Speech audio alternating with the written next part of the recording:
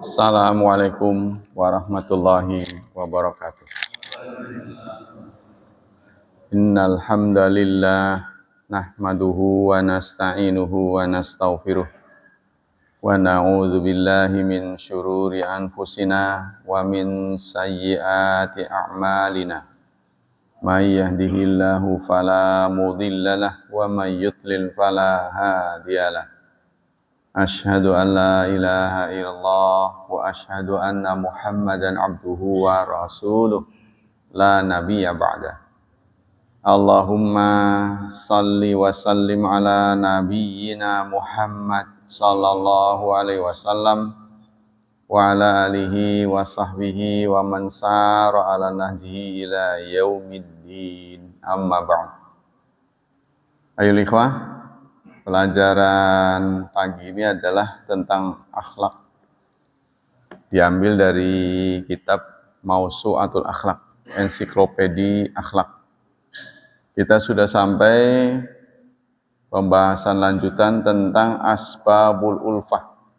Sebab-sebab ulfah, sebab-sebab yang mendatangkan kerukunan.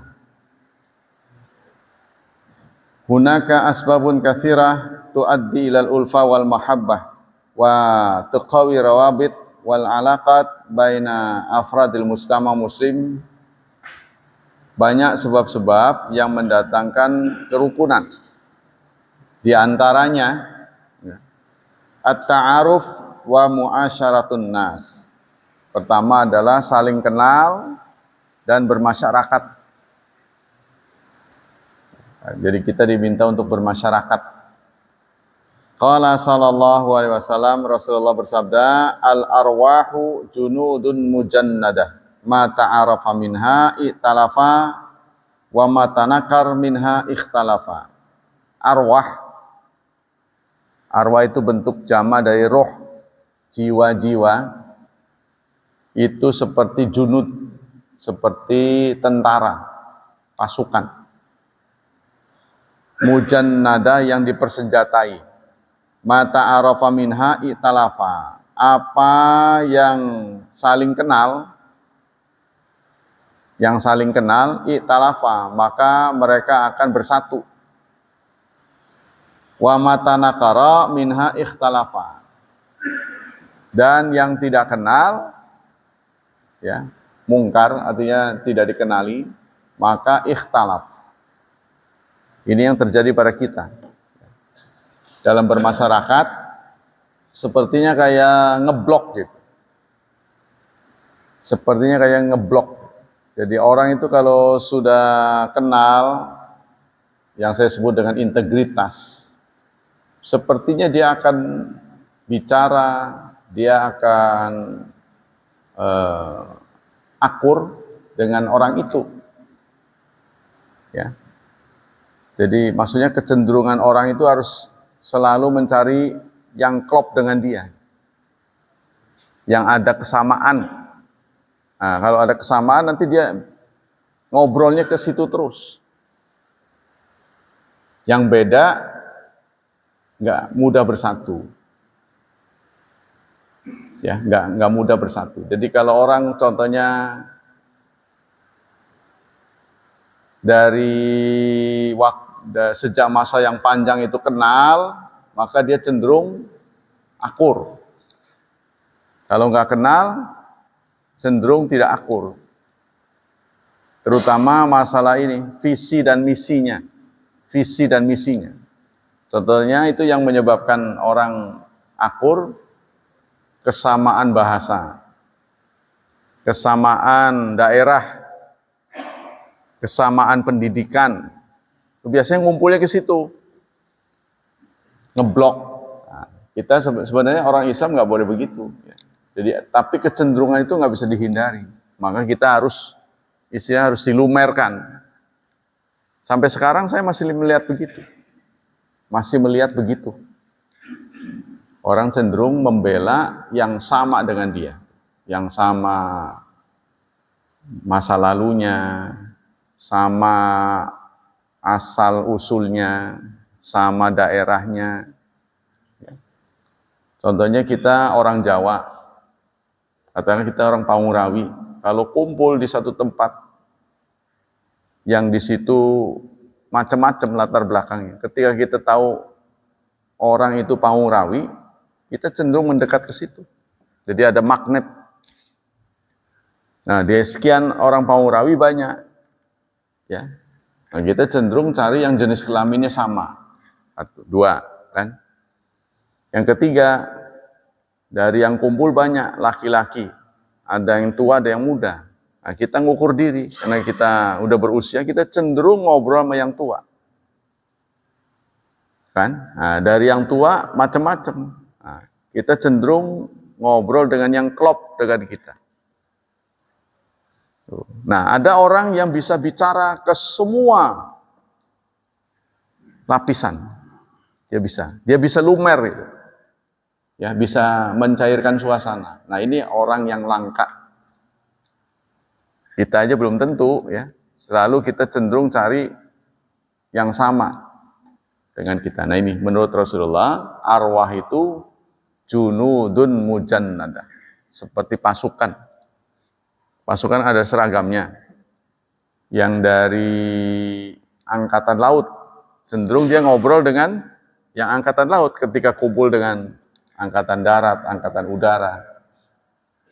Tapi kalau kumpul sama polisi, dia cenderung bicara dengan prajurit, angkatan. Nah, kalau kumpul sama polisi dengan polisi cenderung. Itu yang pertama. Ya, jadi kita diminta bergaul, meluaskan area konektivitas kita. Jadi jangan terbatas pada skup yang kecil. Nah, dengan bergaul, jadi banyak. Ya, jadi ini sebab-sebab ya yang membuat kerukunan. Ya, kalau nggak salah itu menjadi slogan Cilegon ya.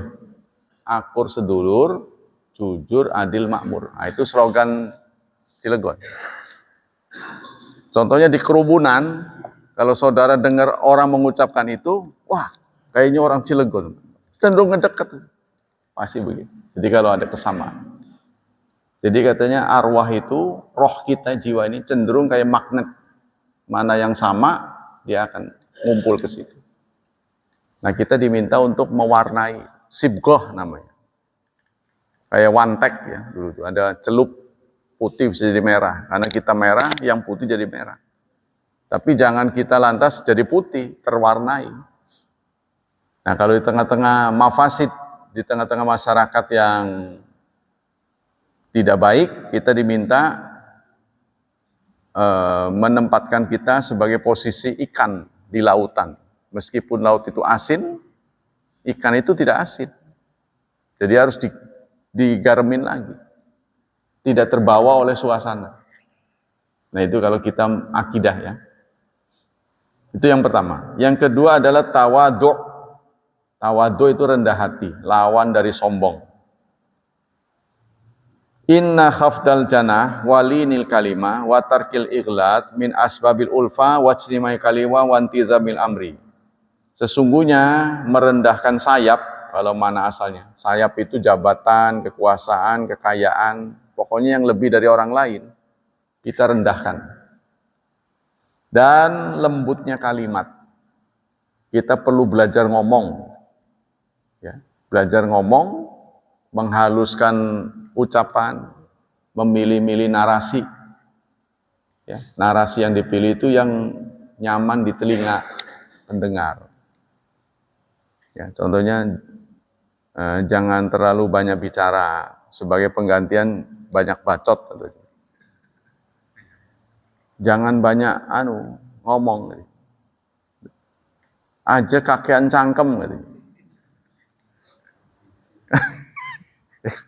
Pak itu tahu nggak? Kakean cangkem, bahasa Jawa, banyak mulut. Yang kan itu sudah menjadi itu kan kata-kata yang kasar.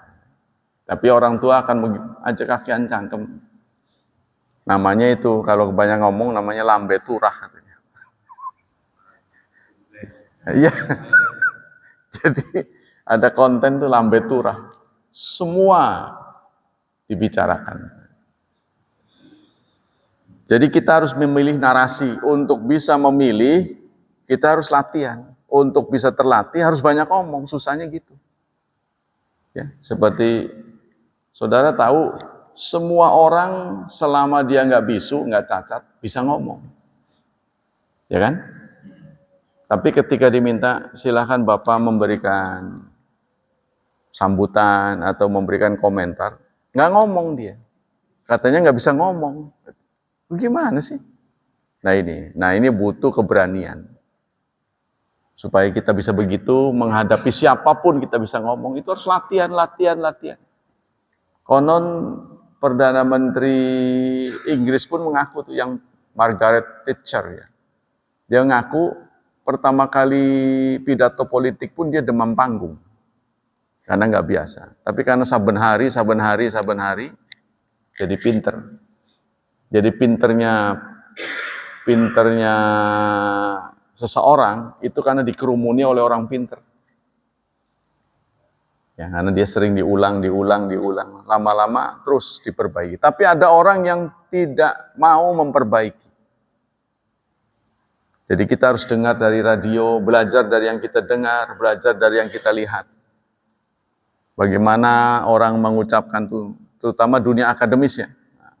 Apalagi bagian ini, penutur bahasa, psikolog, rata-rata itu bagus. Termasuk kepada anak, kalau salah ngomong nanti sakit hati dia. Sebab ngomong itu bisa memperburuk hubungan. Ya, dengan ucapan, aku talak kau, cerai. Hanya dengan ucapan. Jadi harus hati-hati. Walihadza qila man lanat kalimatuhu wajabat mahabbatuhu. Barang siapa, ada satu pepatah, orang yang lembut ucapannya maka akan banyak disukai orang. Wa hasunat uhdunatuhu wa dhamu'at qulubu ila ilqa'i wa tanafasat fi mawaddat. Maka orang akan merubung dia, mengerumuni dia karena enak ngomongnya. Qala Ibnu Utsaimin wazifatul muslim ma ikhwanihi ayyakuna hayyinan layinan bil qauli wa bil fi'li.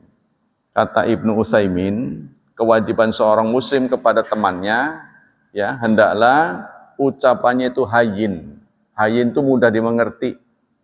Layin, lembut. Jangan sampai ada ucapan-ucapan yang kasar. Jadi bahasa orang pendidikan dengan bahasa orang kampung itu berbeda.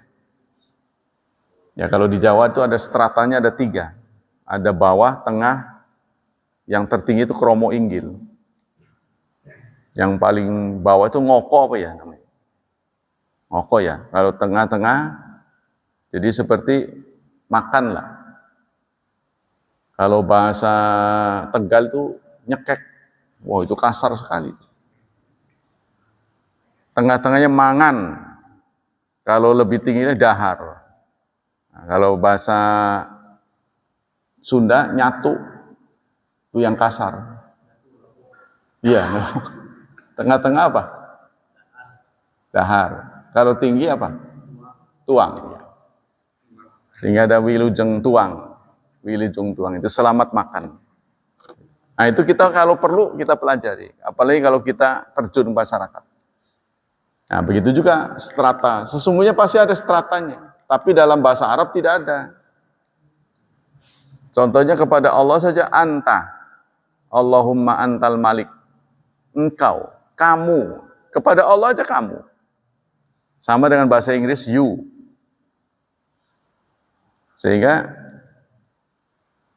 cucu saya yang biasa terdidik bahasa Inggris, satu saat ketemu saya, kamu sudah makan ke saya? Kaget saya. Nggak tahu dia kebiasaan itu, nonton film itu. Karena you, bahasa Inggris kan tetap you. Tapi ada juga halusnya itu. Seperti,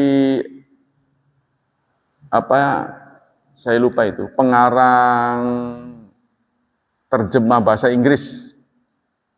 Ya, saya lupa itu. You itu halus, ada halusnya. Ketika bicara pada Allah.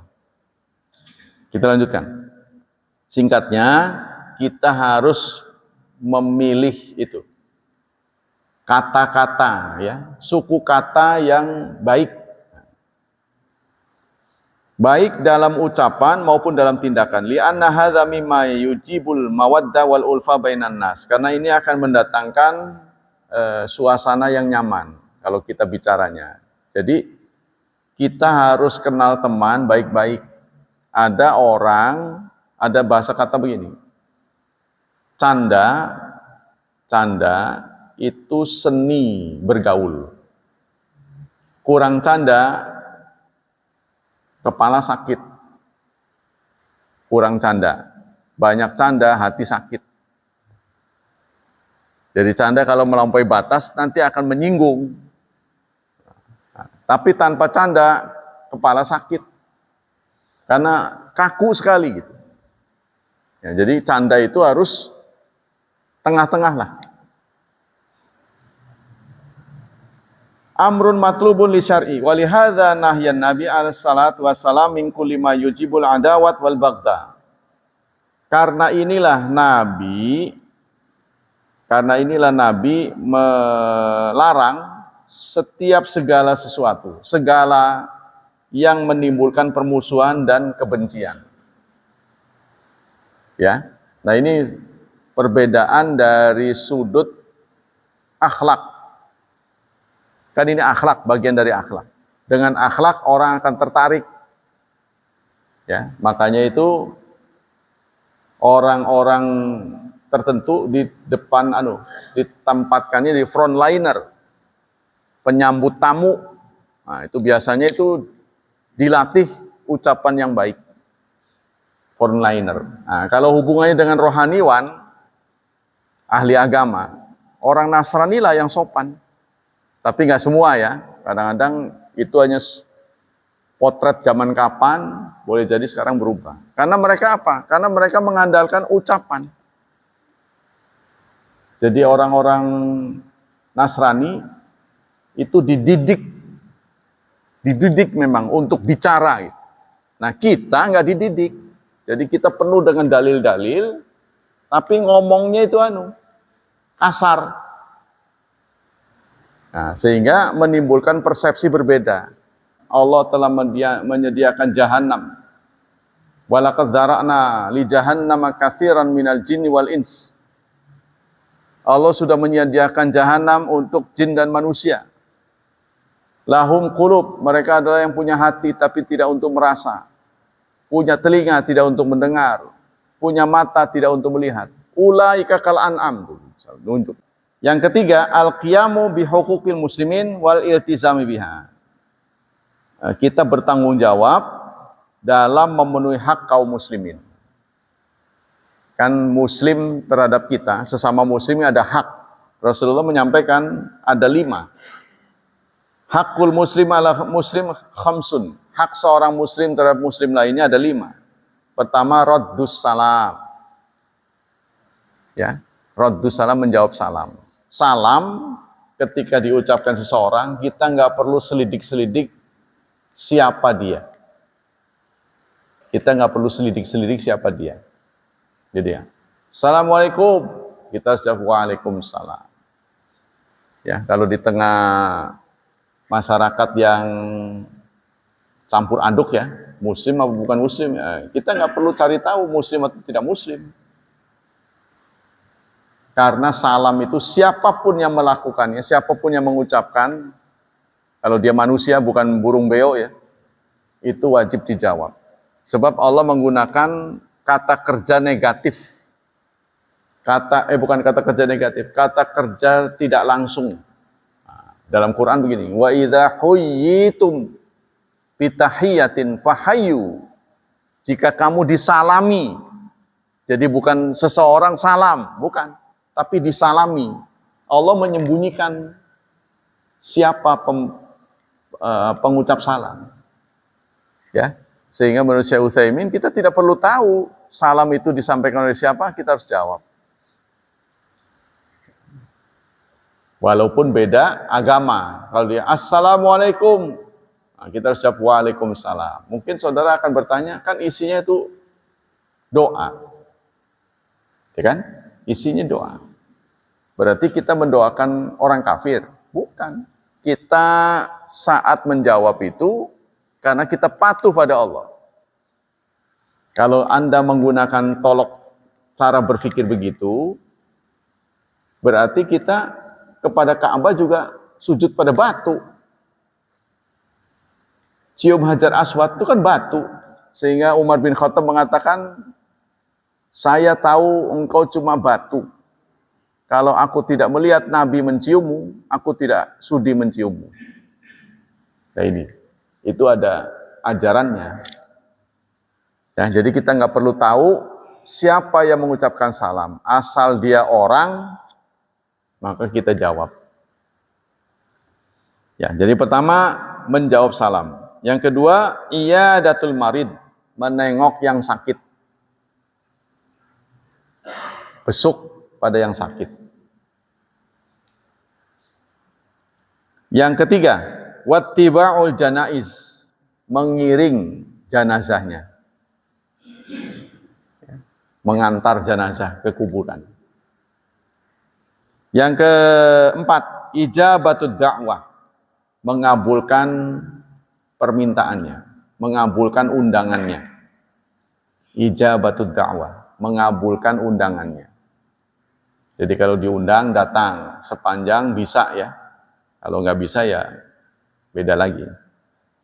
Yang terakhir, yang kelima, tasmitul atis, mendoakan mereka yang bersin, mengucapkan alhamdulillah.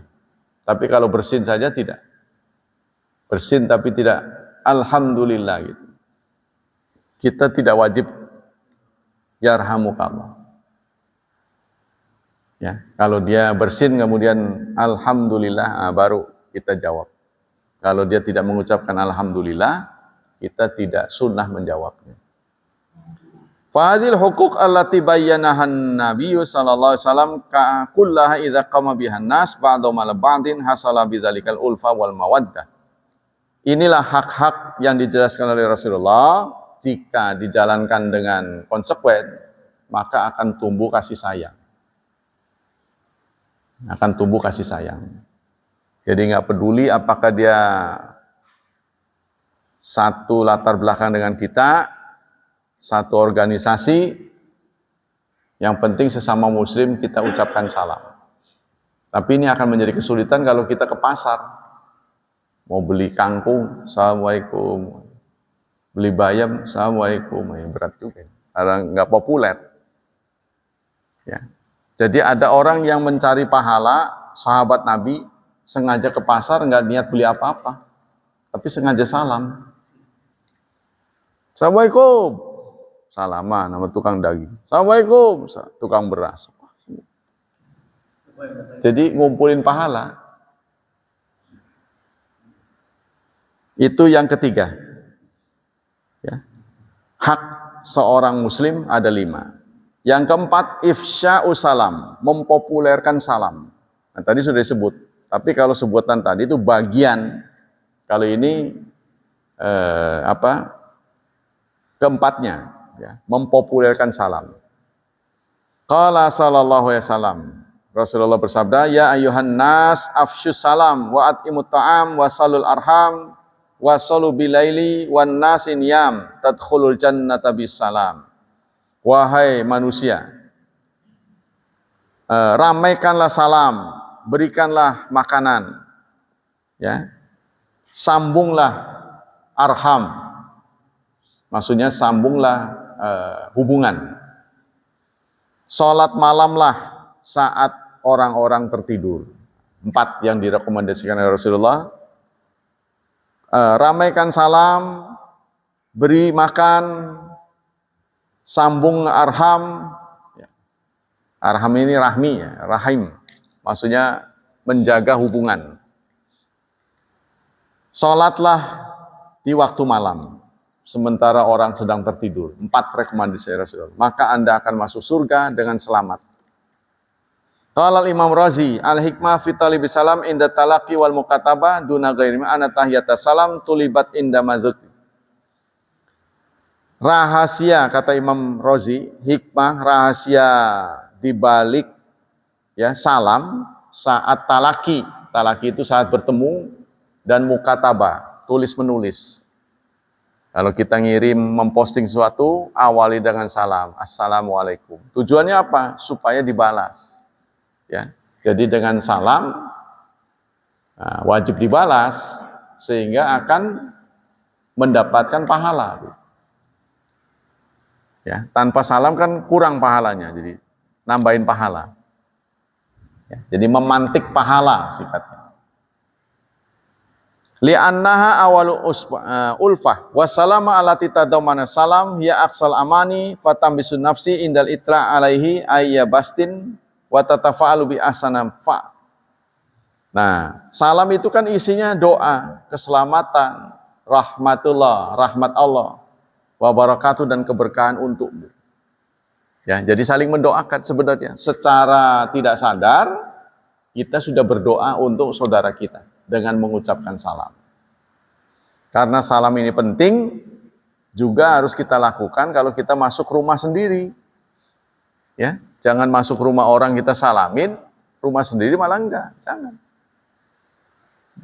Masuk rumah dari luar, assalamualaikum. Jadi keselamatan atas kau. Jangan orang lain diucapkan salam, rumah sendiri enggak. Yang kelima, ziaratul muslim wa iyadati idza marida. Mengunjungi muslim saat sakit. Fa ziyaratul muslimi akhihi muslim tab'atsu ala hub wal ikha. Mengunjungi muslim yang sakit itu akan membangkitkan cinta, meningkatkan kecintaan. Wala siyama indal marad ma ma'adahu minal ajri wa thawab lahu. Qala sallallahu alaihi wasallam man ada maridan aw zara akhan lahu fillah nadahu munadin bi antibta wa taba mimsyaka wa tabawwa'ta minal jannati manjilan.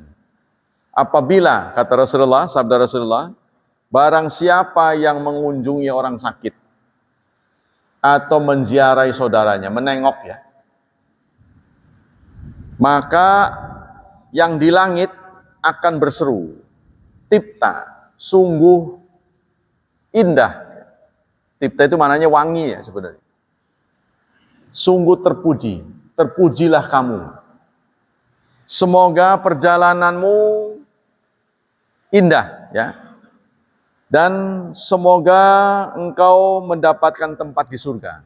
Jadi barang siapa yang berbuat tadi mengunjungi muslim, maka malaikat akan berdoa untuknya.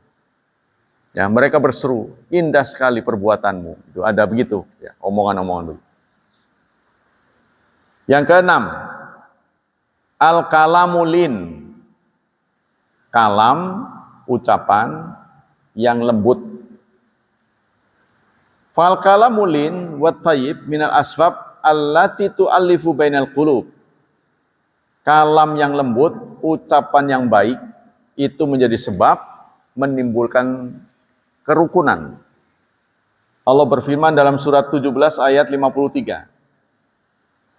Wa qul li ibadi, katakanlah kepada hamba-hambaku, yaqulul lati hiya ahsan. Hendaklah mereka mengucapkan kata-kata yang paling baik menurutnya. Inna syaitana yanzaghu bainahum. Sesungguhnya setan selalu mencari peluang. Ya, mencari peluang supaya kita bertengkar dengan omongan-omongan itu. Jadi karena omongan itu dua orang jadi renggang. Setan selalu mencari cara untuk membuat kerusuhan, pertengkaran. Inna syaitana kana lil insani aduwwan mubina. Sesungguhnya setan bagi manusia adalah musuh yang nyata. Nah, setan ini bukan nama makhluk, saudara. Setan bukan nama makhluk. Nanti ada ayat di surat Al-Baqarah, ayatnya begini. Wala tattabi'u khutuwatis syaitan innahu lakum aduwwum mubin. Janganlah kamu mengikuti langkah-langkah setan. Kalau setan itu makhluk halus, maka larangan ini tidak ada guna. Ya. Sebab manusia tanpa disuruh pun, dia udah lari kalau ngelihat setan. Kalau setan maksudnya memedi. Kalau setan yang dimaksudkan ayat itu makhluk halus, tanpa dilarang pun dia nggak bakal mau mengikuti langkah setan. Maka ayat selanjutnya menafsirkan apa arti setan. Innama ya'murukum bis-su'i wal fahsya wa an taqulu 'ala Allahi ma la ta'lamun. Sesungguhnya yang nama setan itu adalah pihak-pihak yang memprovokasi berbuat keburukan, kekejian, serta kata-kata yang tidak Allah ridhoi. Kata-kata. Jadi kata-kata ini bagian dari perbuatan setan. Kata-kata yang buruk ya. Maka kita harus belajar berkata-kata. Itu yang keenam. Yang ketujuh, at-ta'affuf an su'alin nas. Yang ketujuh, jangan ngerepotin orang. Sepanjang bisa, jangan ngerepotin orang. Berusahalah ya, kita itu swalayan. Swalayan. Cuma ada hal-hal yang tidak mungkin kita lakukan sendiri, ya. Contohnya cukur, ya nggak mungkin sendiri kan. Nah, itu barulah menggunakan jasa orang. Ya. Begitu juga menguburkan jenazahnya, kan harus digotong itu, nggak bisa jalan sendiri kan. Kalau dia bisa jalan, ya anggur jalan sendiri ke kuburan. Nguruk sendiri, apa segini. Tapi kan nggak bisa dilakukan. Nah, ya sudah, maka itu bermasyarakat. Ya. Jadi kalau bisa kita jangan merepotkan orang. Rasulullah bersabda, wazhad fima aidin nas, zuhudlah Anda. Ini ada dua istilah, ya. Ada zuhud, ada wara'i. Kalau tidak sering diingatkan, kita lupa. Kalau wara'i, seseorang dihadapkan pada yang halal dan haram. Lalu dia memilih yang halal. Itu namanya wara'i. Kalau zuhud, seseorang dihadapkan pada halal satu, halal dua. Tapi dia memilih satu saja. Maksudnya kalau cukup satu, jangan dua. Kalau cukup dua, jangan tiga. Walaupun boleh, itu namanya zuhud.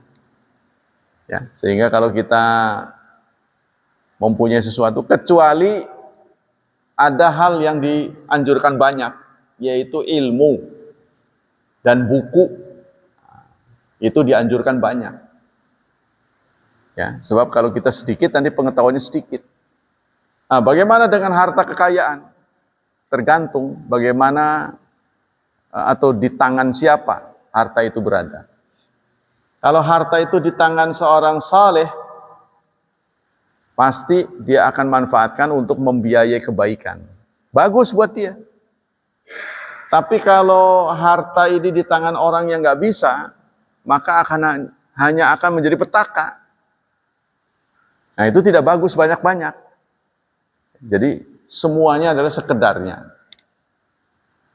Singkatnya, kalau dunia itu terlalu banyak, kita sendiri akan hidup bingung. Mobil kebanyakan, tempatnya sesek. Kita nggak bisa bernapas. Barang kebanyakan di rumah juga sesek. Rumahnya segitu-gitu aja. Maka terfikir untuk meningkat. Itu kan? Jadi angan-angannya terlalu panjang. Seharusnya waktunya dipakai untuk ibadah, tapi dipakai yang tidak begitu berguna. Tapi kalau itu di tangan orang yang tahu pasti, ya, bahwa kalau kita tambah banyak, tambah bagus, ya silahkan. Itu yang terbaik buat dia. Jadi tergantung kepentingannya. Yang kedelapan, Rasulullah mengatakan, wazhad fima fi aidin nas, zuhudlah Anda pada apa-apa yang ada di tangan manusia. Jangan apa-apa yang dimiliki orang kepengen itu kan. Yuhibbukan nas, maka orang akan mencintaimu. Jadi jangan apa yang dilihat diminta, apa yang didengar dia minta. Jangan begitu. Ya. Kalau kita ngajak orang, usahakan kita mentraktirnya. Kalau kita ditraktir, kita lihat yang mentraktir itu makan apa. Jangan dia teh tawar, kita jus. Sebab yang paling tahu isi dompet ya yang traktir kita. Ya kalau nggak kebayar gimana? Ya, dia niatnya cuma teh tawar, sekali ngambil jus, dia aja nggak mau karena uangnya nggak ada. Dia makan tempe, ini makan empal contohnya. Wah, gepuk. Mikir nih yang traktir ini. Kecuali kalau dipersilahkan. Saya emang nggak suka kamu pilih aja, kamu pilih nggak apa-apa silahkan. Itu etika ditraktir. Jadi harus tahu diri ya, jangan ngerepotin. Dia belum nambah, kita udah nambah 3 kali. Hati-hati, takutnya nggak cukup dia. Kalau nggak kita minta izin dulu, boleh saya nambah gitu kan. Nanti kalau sampai nggak kebayar kan bingung. Ya kan?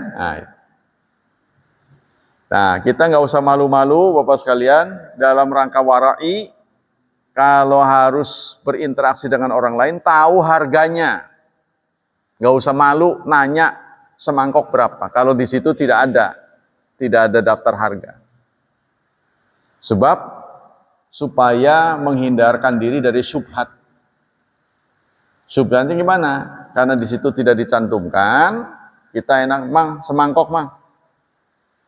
Begitu selesai, berapa mul? 50.000. Waduh, lah segini kok udah kadung dimakan. Ya, ini akan menimbulkan pertengkaran kan? Begitu juga kita ngojek, main nongkrong aja. Sampai di sana, berapa mang? 50. Weh, mahal lah. Tapi udah nyampe. Akhirnya bertengkar. Nah, kita harus tawar dulu. Kalaupun kita ingin nambah, itu perkara lain. Contohnya dia memberi harga kemurahan, biasanya 25, 15. Ya kita sedekah 10, kan pahala buat kita. Tapi soal harga kita harus dulu ada keputusan, kesepakatan. Nah, ini menghindari syubhat. Ya. Jadi nggak boleh, kita harus begitu juga di bengkel, kita harus pekerjaannya ini kan biasanya itu kan kalau bengkel yang bonafit kan diterangkan. Ada rinciannya. Sekitar segini ditawarkan dulu. Gimana? Mau nggak? Baru dikerjain. Ya, bengkel biasa itu main aja. Bat, kita nggak kebawa uang. Nah, ini kan menimbulkan pertengkaran. Ya. Yang ke-8, as-sa'yu lil islah bainan nas. Kita berusaha untuk menebarkan perdamaian. Jadi kita berinteraksi dengan orang itu harus damai, niatnya damai, jangan cari musuh. Di mana-mana kita berada selalu ribut. Jangan begitu. Ya. Jadi kita berusaha berdamai, memberikan pelayanan pada orang lain. Allah menyatakan dalam surat 8 ayat 1, surat 8 Al-Anfal ayat 1, fattaqullah wa aslihu dzata bainikum. Bertakwalah pada Allah dan buatlah perdamaian sesama manusia. Jadi kalau kita menghadapi orang dengan damai, mereka akan tertarik. Kalau mereka tertarik, integritas kita ini akan ditiru oleh dia. Ya. Contohnya kita ada bencana, nggak usah kita cerita-cerita kajian. Terus aja bantu aja. Nah, lama-lama kan dia nanya, siapa dia? Siapa Bapak? Nah, dia baru kita masuk. Ya, ada teori begitu ya. Jadi tolong dulu jangan bicara siapa kita. Kan dalam Quran ada itu, wala tamnun tastakfir. Janganlah kamu memberi tapi kepengen kembali. Jadi sekedar mancing. Kita mancing kan ininya kecil, pengennya kan besar kan? Nah, jangan seperti orang yang mancing tuh. Umpannya kecil, pengennya gede kan. Nah, kita dalam bermuamalat pada orang, berbaik pada orang itu wala tamnun tastakfir. Jangan kamu berbuat baik menginginkan kembali lebih banyak. Yang ke-9, al-ihtimam bi umuri muslimin wal ihsas bi qadayahum. Peduli terhadap urusan-urusan kaum muslimin. Ya, kita diminta peduli dan empati. Empati. Kalau ada yang dagang, sepanjang kita punya uang, belilah walaupun sedikit. Ya, sebab di antara mereka supaya ada hubungan. Ya, ada orang yang mentradisikan begitu, siapapun yang jualan dia beli. Dia beli. Karena kalau kita tidak beli, kan kalau dia posisi sebagai peminta-minta itu lebih buruk kan. Ada orang tua yang merasa minta-minta itu perbuatan yang tercela. Kemudian dia berusaha jualan. Jualan sesuatu itu belum tentu orang minat, tapi dia itu sebenarnya sudah mutasi dari pengemis menjadi jualan. Kita harus hargai. Daripada kulane ngemis, dia bilang gitu. Anggurnya meket teniki, dia. Nah, itu berarti kita harus hargai. Belilah walaupun sedikit. Ya, membantu dia. Yang ke-10, at-tahadi, saling memberi hadiah. Nah, ini hal-hal yang kita ceritakan ini, kita pelajari ini hal-hal yang membuat hidup rukun. Saling membagi hadiah. Saling memberi. Kita dikasih, kita ngasih. Supaya impas. Paling tidak kalau kita dihadapkan pada kondisi nggak bisa memberi dan kita diberi, maka kita harus tutup dengan doa. Jazakallah khairan. Kalau bisa kita beri, sana beri kita beri. Sehingga kedudukan kita setara dengan dia. Jangan sampai kedudukan kita di bawah. Nanti akan mengarahkan kepada kultus individu. Jadi pada masyarakat yang pemberi terus, itu akan menciptakan tirani. Dia ngasih terus. Ya. Setiap ketemu perkara, ngasih. Nanti dia punya pikiran. Lah, UUD, ujung-ujungnya duit. Jadi ketika polisi datang, memeriksa dia, wah mau duit. Udah anggap aja begitu duit aja. Orang datang selalu otaknya uang. Wah ini mau duit. Bahasanya begitu. Ya. Jadi orang yang banyak memberi, cenderung tirani. Orang yang banyak meminta, cenderung menjadi pengabdi. Kita dapat terus dari orang lain, itu akan menjadi pengabdi. Kita akan menjadi budak nanti, pengemis. Nah ini kita harus stabil.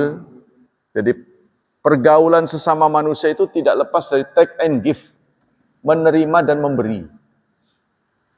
Jangan biarkan kita selalu menerima, nanti kita menjadi budak. Itu kan? Ada orang yang selalu ada cara tertentu dari bos-bos ini yang mengikat kaum muslimin. Rasulullah mengatakan wanti-wanti. Tazawwadul waluda wadud.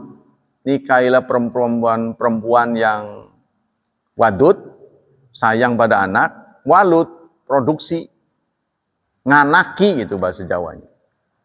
Fa inni, maka sesungguhnya aku ubahi, bangga bikasratikum dengan jumlah populasimu. Jadi populasi ini menguntungkan. Ya, selama muslim masih banyak, kita mau makan juga enak. Nggak perlu cari halal, nggak perlu nanya begitu. Ya, malah kalau tanya begitu orang marah. Yang ke-11, husnul khuluq, pekerti yang baik.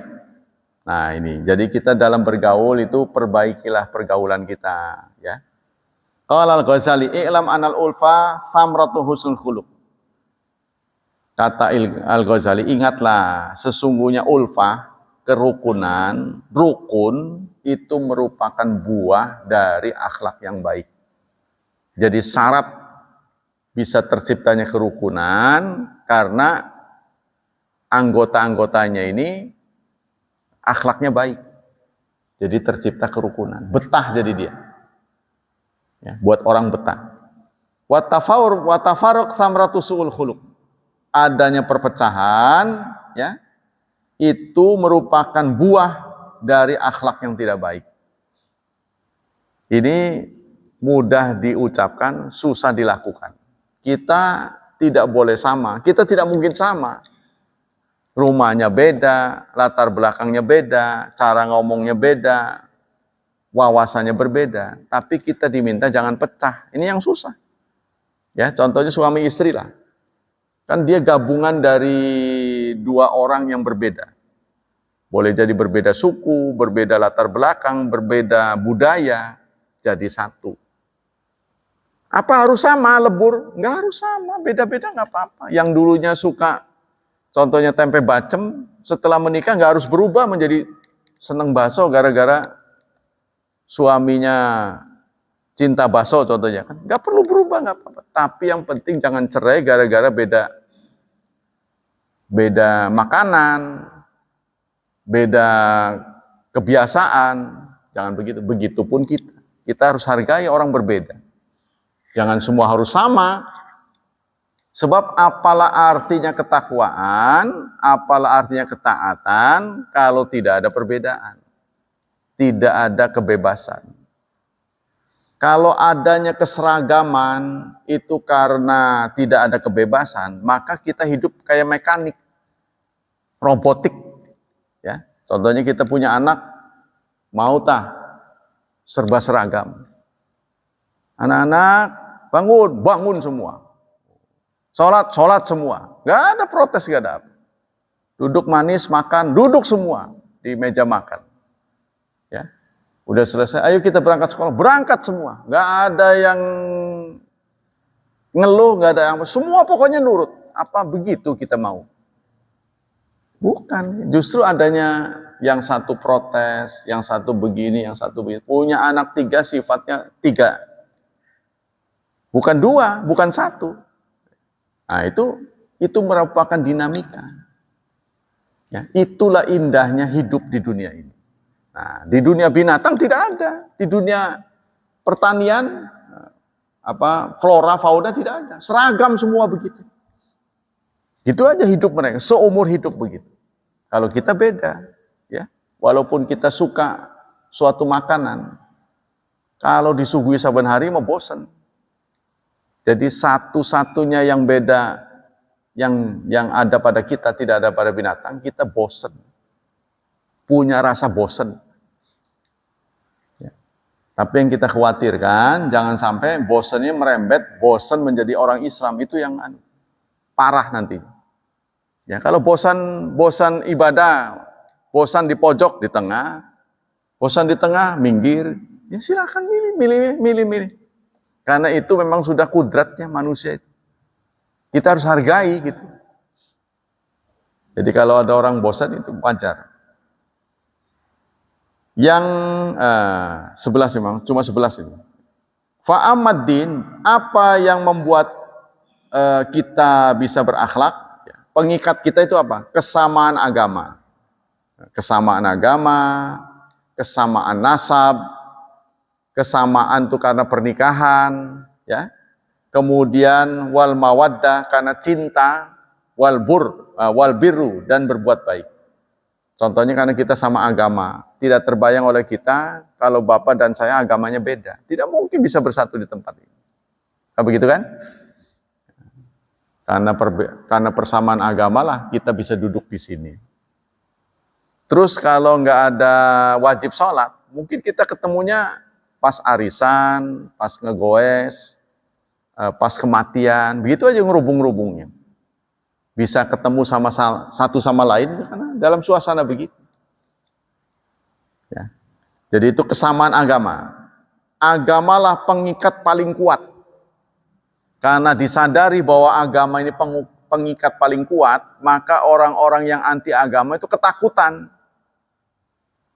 Tuh, ya. Maka itu disampaikan oleh Profesor Suteki apa gitu. Dia mengatakan salah satu isu yang dilontarkan untuk memecahkan agama itu adalah politik identitas dengan mengeluarkan kata-kata itu.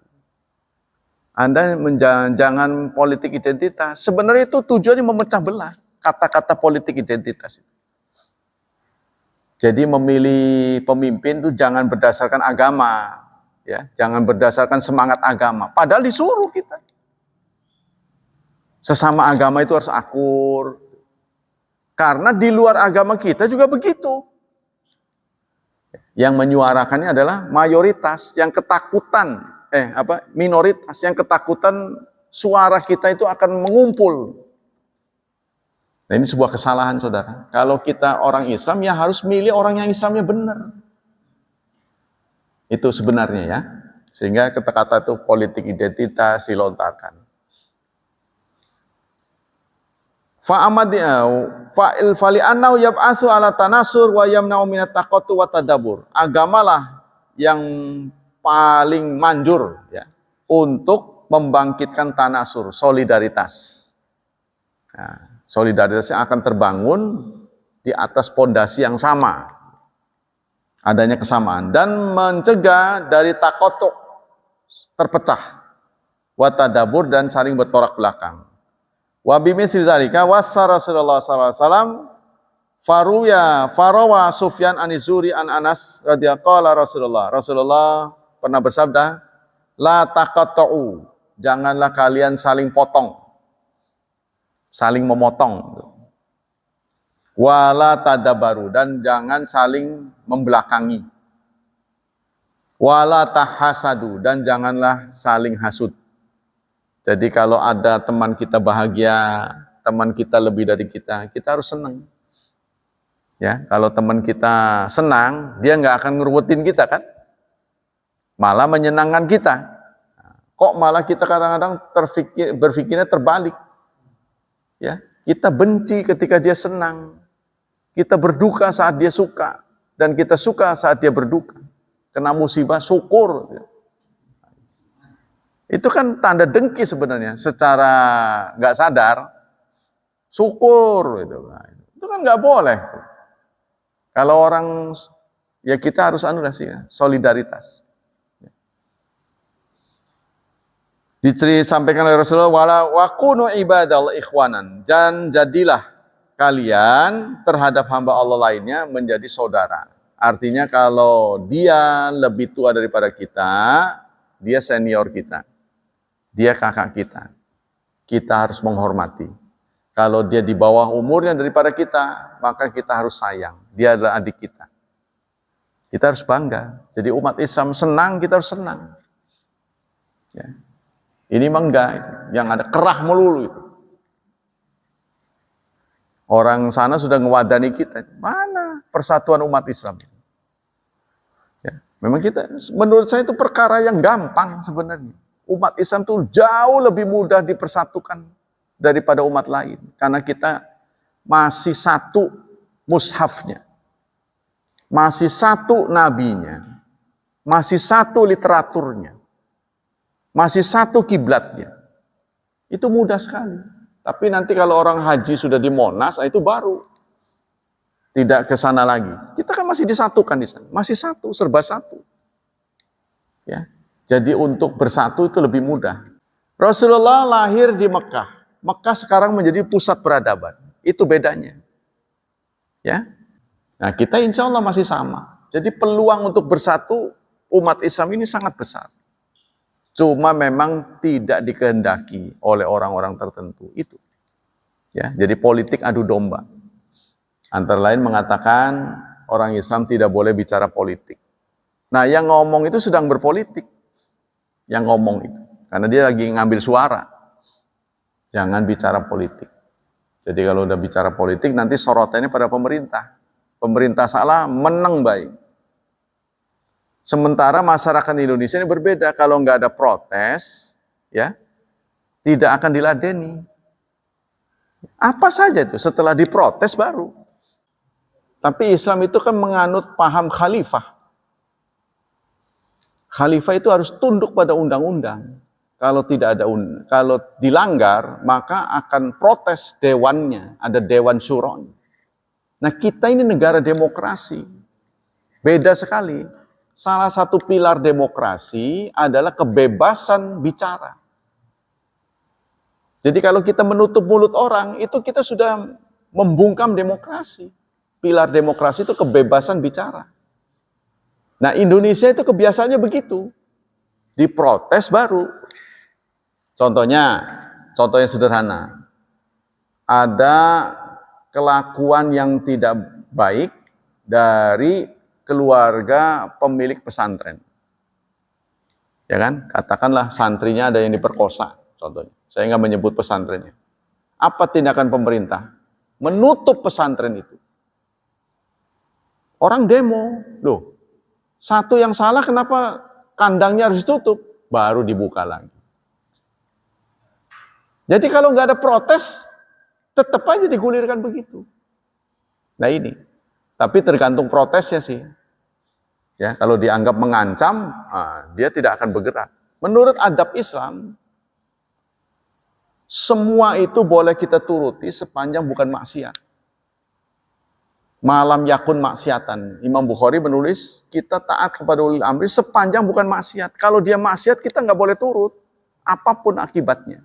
Cuma caranya itu, yang paling selamat yang gimana. Jadi jangan sampai kita menghindari tidak taat itu menyebabkan keselamatan kita terancam.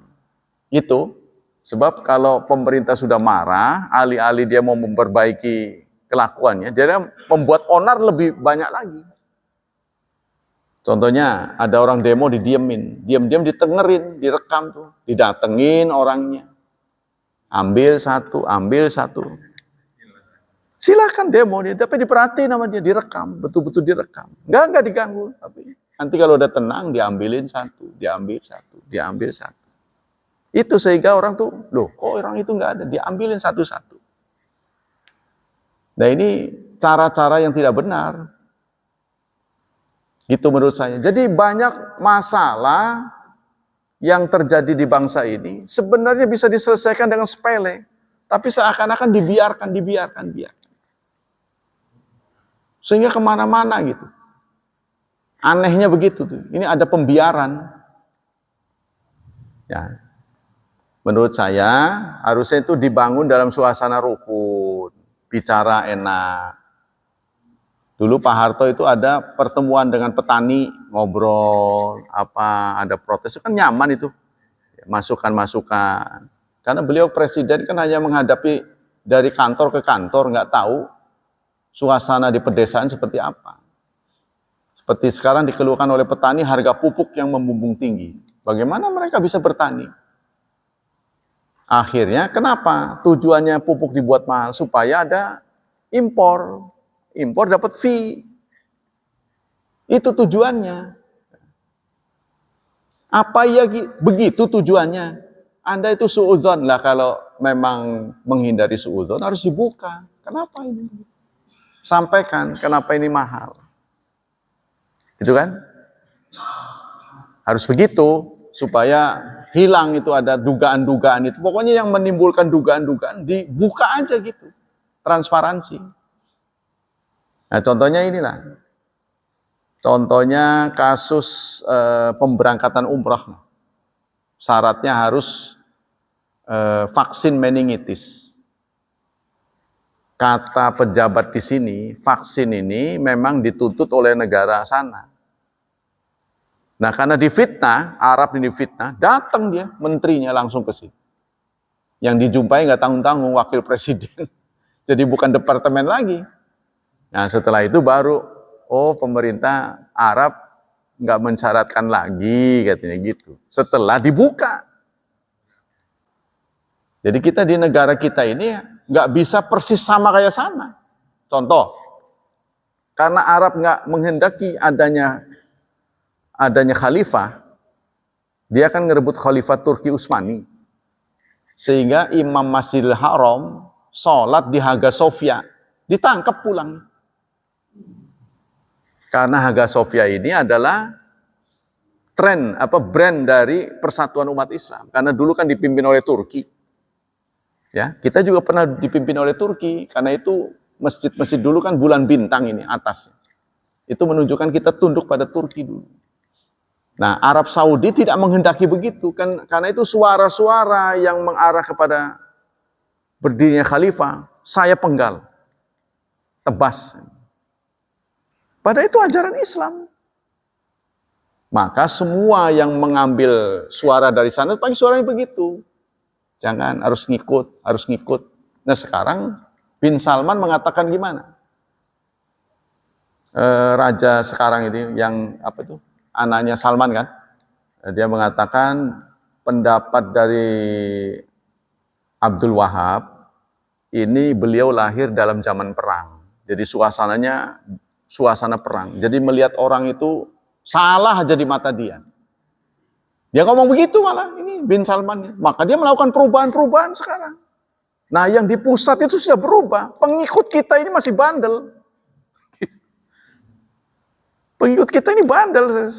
Masih kepengen. Jadi kita ini lebih Arab daripada orang Arab. Sana sudah mulai berubah. Dia mengatakan suasana perang. Karena itu di blok mazhab yang dipakai itu mazhab Ahmad. Dia nggak melihat ada warna lain. Bahwa mazhab itu ada 4. Ada Imam Syafi'i, gurunya Imam Ahmad. Sehingga sering saya menyatakan, apa kalau kita menjadi pengikut Imam Syafi'i nggak bisa masuk surga? Dari mana Anda menganggap surga itu hanya milik pendapat Imam Ahmad? Itu kan? Siapa yang bilang? Karena ngebloknya ke sana. Beda dengan Mesir. Mesir itu ada Al-Azhar. Itu terbiasa berbeda, Pak. Jadi di Masjid Al-Azhar sendiri kadang dipimpin oleh penganut Malik yang jadi imam. Kadang penganut Imam Syafi'i, yang lain yang beda mazhab ikut aja. Tapi karena kita udah terbiasa satu warna, ketika melihat orang seragamnya berbeda, sesat kamu. Begitu. Nanti kalau kita kumpul dengan banyak bangsa, contohnya Imam Malik kan sholatnya begitu. Nggak sedakep. Imam Malik, ya, mazhabnya begitu. Apa kita menganggap itu sesat? Dia punya dalil. Jadi nanti kita akan, makanya sedikit-sedikit kita pelajari. Yang punya dalil, yang penting ada dalil. Contohnya begini. Orang menyatakan kunut itu bid'ah. Karena dinyatakan oleh seorang sahabat, ditanya, ya ayah, anaknya bertanya pada bapaknya, ayah, kunut itu gimana? Engkau kan pernah sholat di belakang Rasulullah, di belakang Abu Bakar, Umar. Iya, saya tidak pernah melihat Rasulullah itu kunut. Bid'ah itu anakku. Pertanyaannya, apakah nggak ada yang nggak bicara bid'ah? Kita harus sadar, ya, sahabat itu bukan beliau doang. Sahabat itu jumlahnya 100 sekian ribu sahabat. Bagaimana komentar Abu Bakar? Kenapa Abu Bakar nggak banyak mulut? Padahal paling setia menemani Nabi. Karena dia tahu itu khilafiyah. Silakanlah senyamannya gimana. Maksud saya, bukan lalu saya berubah menjadi berkunut, bukan. Kita tidak boleh melihat orang berkunut itu sesat. Sebab kalau kita sesat, kenapa kan Anda jadi makmum? Kalau saya beranggapan sesat, ketika saya jadi makmum, saya nggak boleh. Karena itu sesat. Masa saya berimam pada orang sesat? Tapi kalau kita menganggap khilafiyah, oh boleh begini, boleh begitu, silahkan. Nanti giliran saya nggak kunut ya. Kamu silahkan kunut. Kalau saya nggak kunut, nanti harus ngikut saya. Nah ini terjadilah kerukunan. Katanya saya, insya Allah semua ada pedoman. Yang kemarin saya lontarkan bahwa suami istri sudah tercatat haji, ya Pak ya, sudah tercatat haji, kemudian dia dipanggil istrinya. Kan saya ngomong begitu.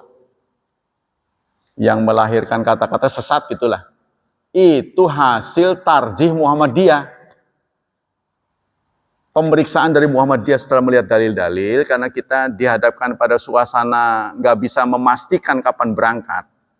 Suami istri mendaftar, gitu ceritanya Pak. Yang dipanggil istrinya dapat giliran.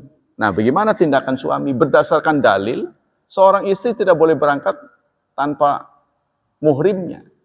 Tapi suasana dulu kan kapan saja bisa berangkat. Kalau sekarang tidak menjanjikan, ya memang katanya bisa dinego. Ya syukur kalau bisa dinego. Kalau tidak bisa dinego, ya kepastiannya istrinya harus berangkat, suaminya enggak. Ya sudah, kita harus merelakan. Itu menurut fikul waqi'. Kalau melanggar dalil enggak? Iya melanggar dalil. Tapi kan suasana berbeda. Dalil itu disesuaikan dengan suasana. Tuh. Dan itu dalil dari Rasulullah itu ada yang dilanggar oleh sahabat. Contohnya, kalian jangan sholat kecuali di Bani Quraidah. Ketika datang waktu sholat di perjalanan, mereka sholat. Loh, kenapa kamu nggak turuti saya? Karena menurut kami, engkau mengatakan begitu, jangan sampai ke maghriban. Tidak disalahkan oleh Rasulullah. Inilah fikul waki. Nah, sama dengan tadi, kita harus merelakan. Oh, ini masih panjang lah, nanti kita lanjutkan. Nah, itulah kurang lebih kerangkanya. Jadi kita jangan beku. Kita hidup di zaman milenial sekarang. Jadi kita harus tampil dengan ilmu pengetahuan. Bukan berarti mengingkari dalil. Kita lihat sebabnya dalil ini apa. Nah, Muhammadiyah mengatakan, karena kita dihadapkan pada suasana antri yang panjang, kemudian tidak memastikan besok pasti bisa berangkat dengan suaminya kalau ditunda, belum tentu, ya sudah berangkatin aja dulu. Gitu. Wallahu a'lam bishawab. Demikianlah hadirin, kita memang menjadi bahan diskusi, tapi inilah yang membuat kita hidup ya. Jadi kalau Anda sadar bahwa itu kebenaran, karena sudah didiskusikan lebih mantep gitu.